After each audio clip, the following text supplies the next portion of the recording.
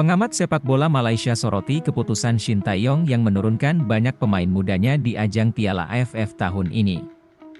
Zulakbal ABD Karim, salah satu pengamat sepak bola Malaysia, memberikan perhatian khusus terhadap keputusan pelatih timnas Indonesia, Shin Tae-yong. Zulakbal menilai strategi ini memiliki risiko tertentu, terutama jika tim sepenuhnya bergantung pada pemain muda tanpa melibatkan pemain senior yang sudah berpengalaman. Saya kira kita bisa menggabungkan pemain muda dan senior yang sudah dilepas klub. Kalau kita ingin memasukkan semua pemain muda, itu juga akan menjadi masalah bagi tim, ujar Zulakbal. Menurut Zulakbal, kejuaraan seperti Piala AFF dikenal sebagai turnamen yang kompetitif dan menantang. Oleh karena itu, mengandalkan skuad kedua atau tim yang kurang berpengalaman bisa berujung pada hasil yang tidak sesuai harapan. Selama ini kita lihat persaingan di Piala AFF menjadi kejuaraan yang kompetitif dan menantang. Jadi ketika kita harus menggunakan skuad kedua, tentunya kita tidak boleh terlalu berharap karena nanti akan kecewa, lanjutnya. Zulakbal juga menyoroti performa timnas Indonesia yang semakin berkembang di bawah asuhan Shin Tae-yong. Ia menyebut bahwa kemenangan Indonesia atas Arab Saudi dalam laga sebelumnya bukanlah pencapaian biasa, dan menjadi peringatan bagi negara-negara lain di Asia Tenggara, termasuk Malaysia. Indonesia bisa mengalahkan Arab Saudi, itu bukan pencapaian biasa. Jadi kita harus berhati-hati kalau mengirim skuad kedua karena Indonesia, Thailand, Vietnam, dan Laos selalu memberi tantangan hebat, tegas Zulakbal. Meski Malaysia tidak berada satu grup dengan Indonesia di Piala AFF 2024, potensi pertemuan kedua tim tetap terbuka jika sama-sama melaju ke semifinal. Zulakbal mengakui bahwa skuad Garuda adalah rival yang patut diwaspadai karena kekuatannya yang semakin solid.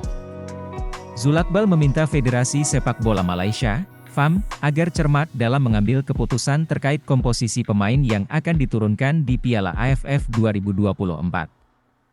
Menurutnya, negara-negara rival seperti Indonesia telah menunjukkan peningkatan signifikan, sehingga Malaysia tidak boleh sembarangan dalam memilih pemain untuk turnamen ini. Saya melihat daftar pemain skuad Indonesia, mereka hanya menurunkan satu pemain senior, sedangkan sisanya sebagian besar pemain U22, ungkap Zulakbal. Keputusan Indonesia untuk mengandalkan mayoritas pemain muda dinilai sebagai strategi yang menarik, tetapi penuh risiko. Pengamat lainnya, Zakaria Rahim, turut menambahkan bahwa keputusan Indonesia untuk tidak menurunkan skuad terbaiknya mungkin dipengaruhi oleh fokus pada kompetisi di level Asia. Jadi bisa diasumsikan mereka tidak menurunkan skuad terbaiknya karena banyak bermain di level Asia, kata Zakaria. Tentunya rivalitas antara timnas Malaysia dan Indonesia di Piala AFF selalu menjadi sorotan para penggemar kedua belah tim. Meski penuh dengan risiko, tentunya keputusan ini menunjukkan keberanian Indonesia untuk terus berinovasi di kancah sepak bola Asia Tenggara.